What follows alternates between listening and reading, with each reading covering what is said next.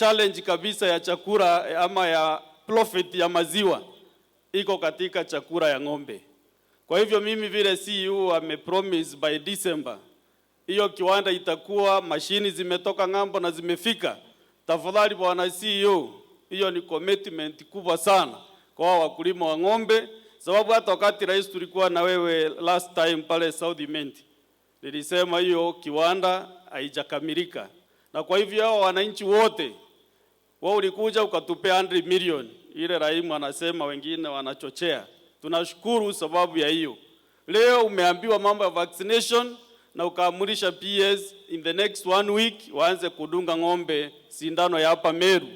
Ukisikia mkulima amepoteza ng'ombe 3, hiyo ni kama amepoteza shilingi milioni 2 katika ugonjwa. Kwa hivyo rais, tusaidie pia hapo kwa vaccination. Alafu kwa sex semen, hiyo pesa ikipungua mambo itaenda vizuri. Rais, nakushukuru sababu production ya maziwa imekuza, sababu hata mahindi ndio tunatumia sana kulisha ng'ombe. Wakati Mungu amesaidia tukapata hewa mzuri.